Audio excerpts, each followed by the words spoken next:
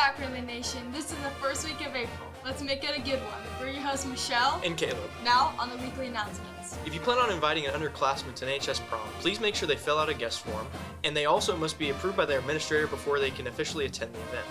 All out-of-district guests must also have this form filled out, and if you are an NHS student, please bring your student ID to the dance to show before entering, and note that all out-of-district guests must also have their student ID or another valid ID, such as a driver's license. You can get these forms in the office, or you can obtain them digitally, and they are all due by April 9th. If you're interested in learning how to maintain your own car, here at Newton High School we will be offering a semester-long consumer auto class next year. If you are interested, please contact your counselor or check for an email from Ms. Gordon. Market Day is back this Thursday during regular time at Willis Gym. Please bring your cash and a friend and come check out all the fun food and drinks that are available to purchase. Now, on to sports. On Monday, girls soccer has a 3-day tournament at McPherson.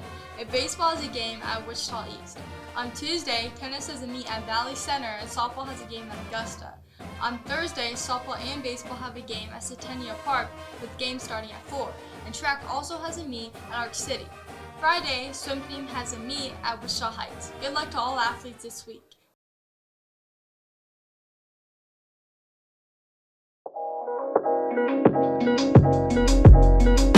This year, House Bill number 2641 passed, which will take effect next year, prohibiting students from using any privately owned communication devices at school. This includes during normal school hours, at lunch, and during passing period. This will include devices like phones and smartwatches.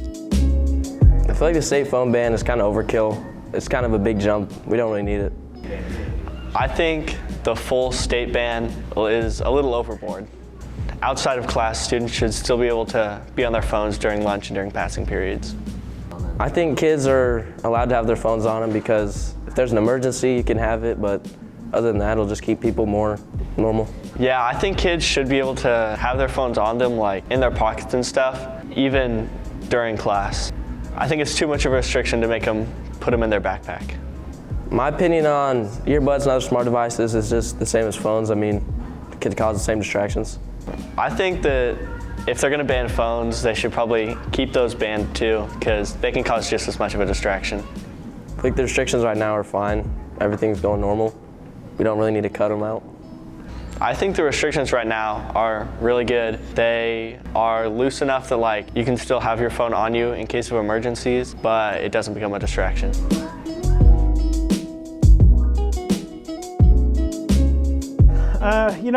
It's one of those things. I think we've been trying to do that here. We've been trying to do that for the past couple of years, but we still have to take phones. We still have people that, we'll still try to hide them, and we're still going to have that anyways, but it's one of those things. Unfortunately, it has become a bigger issue within the classroom. I mean, our current one is that AirPods shouldn't be there, any of those. You should have wired ones, things like that. The smartwatch one, that one kind of makes it interesting, and that the ban is for all of them, and so that becomes a whole nother logistical thing to be thinking about. I think they needed to go away anyways, because you can just never tell what you're doing and listening if you're truly paying attention. Right now, we're just at this point in time, we're kind of coming up with ideas. There's so many issues here within our building and just different things that we have to deal with. But this doesn't just affect us. We can't make just decisions that this is going to happen at Newton High School, because this also is going to happen at Chisholm Middle School and at Santa Fe. And so what is it going to be from a district-wide standpoint?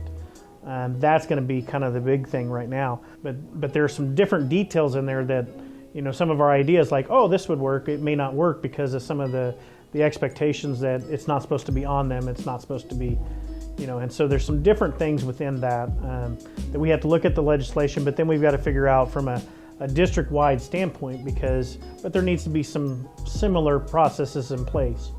And so that's kind of the first step, is that we've got to look at it, how can we handle it here, but also how does this work as a district-wide. And then the school board will eventually adopt their policy for what the cell phone use will be, and that's kind of what we'll be doing.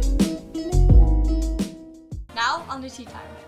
For today's tea time question, we asked NHS students what's the dumbest thing someone has ever told them. Here's what they had to say. What is the stupidest thing you've ever heard someone say or ask you? One time my little sister Veronica asked me how to spell the word of, like O-F. How much does a $5 meal deal cost? Do birds have feathers?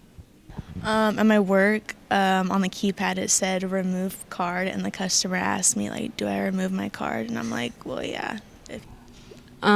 Someone's asked me how deep a 6-foot hole is. Probably she knows. And shout out to my friend Michael. Well, that's all for this week, Railers. We'll see you next week.